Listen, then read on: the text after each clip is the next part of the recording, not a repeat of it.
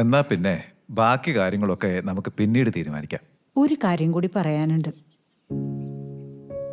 എന്റെ അവസ്ഥയൊക്കെ നിങ്ങൾക്ക് അറിയാലോ. ഞാൻ ഈ തൊഴിലുറപ്പ് പണിയെടുത്ത അവളെ വളർത്തിയതും പഠിപ്പിച്ചതും ഒക്കെ. ഇവനിവളെ ഇഷ്ടായ സ്ഥിതിക്ക് വേറൊന്നും ഞങ്ങൾ നോക്കുന്നില്ല. ജോലി ശരിയാക്കിയിട്ട് ഞങ്ങൾ ഇവളെ കാനഡയിൽ കൊണ്ടുപോകും. എന്നാലും നിങ്ങളൊന്നും കൊടുത്തില്ലെങ്കിലും ഞങ്ങൾക്ക് പരാതിയൊന്നുമില്ല. മോളെ സന്തോഷത്തോടെ ഞങ്ങൾക്ക് തന്നാ മതി. എന്നാ പിന്നെ ഞങ്ങൾ ഇറങ്ങട്ടെ. എന്നാ വരട്ടെ. ആയിക്കോട്ടെ. മനോരേട്ടാ, മോളുടെ ഫീസ് അടയ്ക്കേണ്ട ലാസ്റ്റ് ഡേറ്റ് നാളെയാ. നാളെ അടച്ചില്ല തന്നെ ഇവന്മാർ തൂക്കിയല്ലോ. ഉണ്ടാമൗണ്ട് അടയ്ക്കും. മനുഷ്യരുടെ കാശില്ലാതെ നട്ടം തിരിയാ. എന്നപ്പോഴാ അതെങ്ങനാ? ഇവന്റെ കൈ ഒടിഞ്ഞിട്ട് 2 ആഴ്ചയല്ലോ ഈ സ്കൂളിൽ പോയിട്ട്. പിന്നെ എന്ത് പഠിപ്പിച്ചിട്ടാ ഇവന്മാർക്ക് ഫീസ് കൊടുക്കണ്ടേ? എന്ന് വെച്ചാ എങ്ങനെയാ? പിന്നെ ഞാൻ എന്നാ പറഞ്ഞു? എന്തോ നീ പോയി കുറച്ച് വെള്ളം എടുത്തോണ്ട് വാ. ചൂടുവെള്ളം. അതെ, നന്നായിട്ട് തിളപ്പിച്ചോ. നല്ല ചൂട് വേണം. മക്കള് കഴിച്ചോ? കഴിച്ചോ?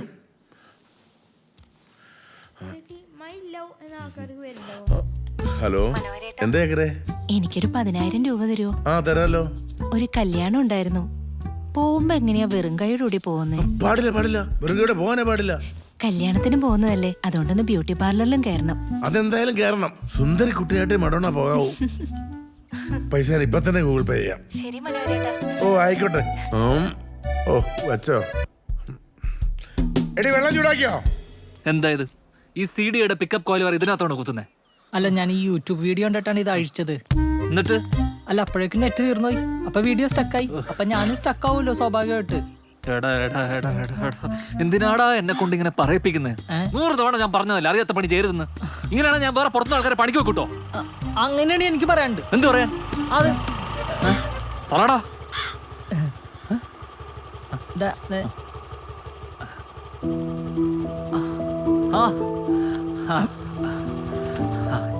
എന്താ ഈ വഴിക്ക്? ഇവിടെയാണല്ലേ? ആ, വെറുതെ ഈ വഴി വന്നപ്പോ ഒന്ന് കണ്ടിട്ട് പോവാന്ന് കരുതി. ഇവിടെ എത്തിയപ്പോഴാ ബ്രേക്ക് ലേശം ആണോ? പ്രശ്നമുള്ള പോലെ. പുതിയ വണ്ടിയല്ലേ? അതെ, വഴിയില്ലല്ലോ. അങ്ങോട്ട് മാറിക്ക്. നോക്കട്ടെ. അല്ല, എങ്ങനെയുണ്ട് പയ്യൻ? സുന്ദരന്. ആഹാ, കാനഡക്കാരൻ. നേഴ്സാ. ആണാ?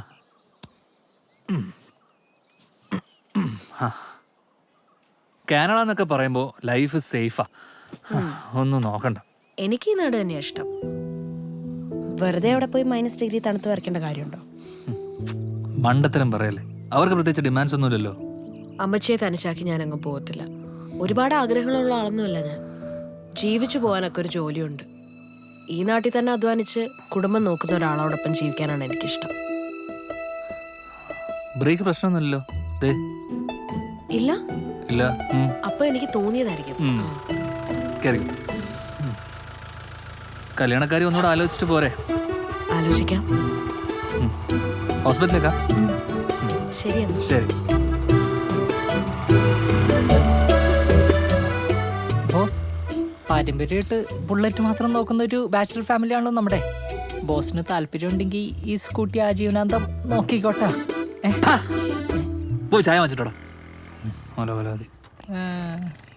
വെറുതെ അല്ലേ ഇയാൾക്ക് പെണ്ണ് കിട്ടാത്ത.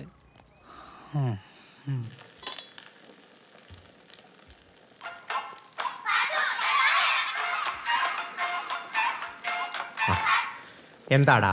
ആ നേരെ, ഈ മാസത്തെ ടൂറ് നാളെ തന്നെ പോണമെന്നാ രാജു പറയുന്നത്. അതും പാലക്കയം തട്ട്.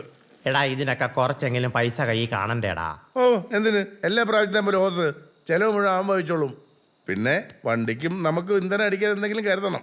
അത് ഞാൻ നോക്കിക്കോളാം. താൻ വന്നാൽ മതി. എന്നാലേ ഞാൻ ഭാര്യയോടൊന്ന് ചോദിക്കട്ടെ. അവള് വിട്ടില്ലേലോ? ഭർത്താവിനോട് ചോദിക്കട്ടെ എന്ന് പറയടോ നായരെ. പെങ്കോന്തൻ. നീ പോടാ.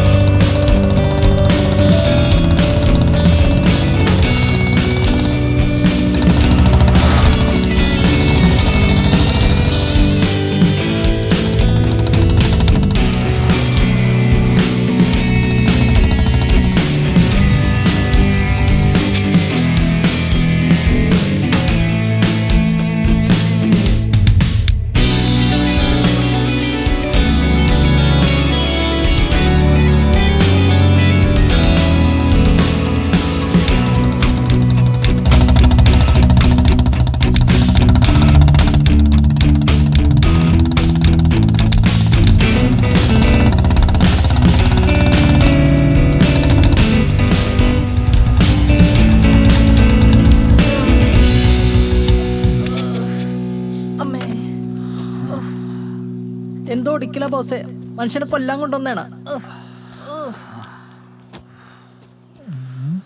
നല്ല അടിപൊളി പൊട്ട സ്ഥലം. ഇതാ അല്ല, നല്ല സ്ഥലം. തുടങ്ങി. ഈ തുണി ഒരു ദിവസം കത്തിച്ചളയണം. ഒന്ന് നിർത്തോ? എടാ, ഇവനെ എനിക്ക് കിട്ടിയതെന്റെ ഭാഗ്യ. അത്രയ്ക്ക് ഇഷ്ടം എനിക്ക് അവനെ. ഇവൻ എന്റെ പടക്കുതിരയാടാ. പടക്കുതിര മനുഷ്യന്റെ നടുവൊടിഞ്ഞ്. അല്ല, പടക്കുതിര എന്ന് പറഞ്ഞപ്പോ രണ്ടുപേര് കഴുതപ്പുറത്തുണ്ടായില്ലേ? ശരിയാണല്ലോ. എടാ രാജുവേ, ഇത്രയും കയറിയതേ ഉള്ളൂ, മനുഷ്യന്റെ ഊപ്പാട് തീർന്നു. ഓസിയാണെന്ന് ഓർത്ത് വന്നതാ. ഇത്രയും ക്രൂരമായി പോകുമെന്ന് കരുതിയില്ല. എന്നെ തലവടാ ഇത്. ഇതിലും ഭേദം എവറസ്റ്റ് എന്റെ ക്രിയേഷൻ, എന്റെ ഇടപാട് തീർന്നു. നിങ്ങളുടെ വണ്ടി എവിടെ?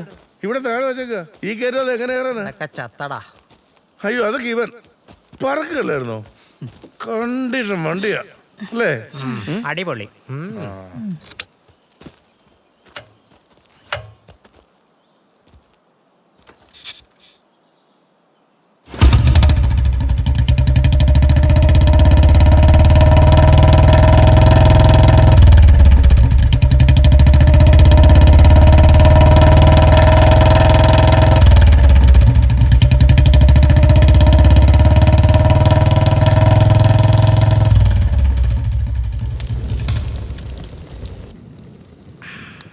രാജു, ഞാൻ ഈ നാട്ടുകാരനായിട്ട് ഇത്രയും നല്ലൊരു സ്ഥലം ഞാൻ ആദ്യമായിട്ടാണ് കാണുന്നത്. ഇവിടുന്ന് പോകാനേ തോന്നണല്ലോ മനോഹരേട്ടാ. ഇനി തോന്നിയാലും പോകാൻ പറ്റുമെന്ന് തോന്നില്ല. സമയം പതിരായി. നമുക്കേ അടുത്ത ട്രിപ്പേ ഗുണ്ടൽപേട്ട് പിടിച്ചാലോ? ഗുണ്ടൽപേട്ടോ? ഗുണ്ടൽപേട്ട് എന്നൊക്കെ പറയാനുള്ള ആരും കൊണ്ടോടാ നിനക്ക്? മനോഹരേട്ടാ, അവൻ എന്റെ കൂടെ ഉണ്ടെങ്കിൽ ഞാൻ ഇവനുകൊണ്ട് എവറസ്റ്റ് വരെ കയറി കിടക്കും. എന്റെ ഈശ്വര, ഈ ലോതിയ പല ബുള്ളറ്റ് ഭ്രാന്തന്മാരെ കണ്ടിട്ടുണ്ട്. എന്റെ രാജ്യം, നിനക്ക് ഇത് എന്തൊരു പാട്ടാണ് ബുള്ളറ്റിനോട്? അതെ, പണ്ട് എൻ്റെ അപ്പൻ കാപ്പിമല പള്ളിപ്പെരുന്നാൾ വെച്ച് എനിക്കൊരു കുഞ്ഞു ബൈക്ക് വാങ്ങി തന്നു. അന്ന് തുടങ്ങിയതാ ബൈക്കിനോടുള്ള എൻ്റെ പ്രണയം. പിന്നീട് ഞാൻ ആദ്യമായിട്ടൊരു ബുള്ളറ്റ് കാണുന്നത് നമ്മുടെ പള്ളിയിലെ സേവിയർ അച്ഛൻ വാങ്ങിച്ചൊരു ബുള്ളറ്റാണ്. ഒരു England, made in England 64 model. പിന്നെ പള്ളി പോകുന്ന തന്നെ ഈ ബുള്ളറ്റ് കാണാൻ വേണ്ടിയാ. അതിൻ്റെ ശബ്ദവും എടുപ്പും കരുത്തും ഒരു രാജകീയ ഫീൽ തന്നെയായിരുന്നു. അപ്പോൾ അച്ഛനതിൽ കയറി പോകുന്ന കാണാൻ. അന്ന് തീരുമാനിച്ച വലുതാവുമ്പോൾ അതുപോലെ ഒരെണ്ണം വാങ്ങണമെന്ന്. പിന്നെ ഇവൻ എൻ്റെ കൈ കിട്ടുമ്പോൾ കത്തിക്കരിഞ്ഞ് കിടക്കുമായിരുന്നു. ഞാനിവന് ജീവൻ കൊടുത്തു. പിന്നീട് എപ്പോഴൊക്കെയോ ഞാനിവനെ സ്നേഹിക്കാൻ തുടങ്ങി. ഇതിൽ കയറിയിരിക്കുമ്പോൾ ഒരു പ്രത്യേക കോൺഫിഡൻസാണ്. ഇതെൻ്റെ മാത്രമല്ല കേട്ടോ, ലക്ഷക്കണക്കിന് ചെറുപ്പക്കാരുടെ വികാരമാണ് ഈ കാണുന്ന ബുള്ളറ്റ്.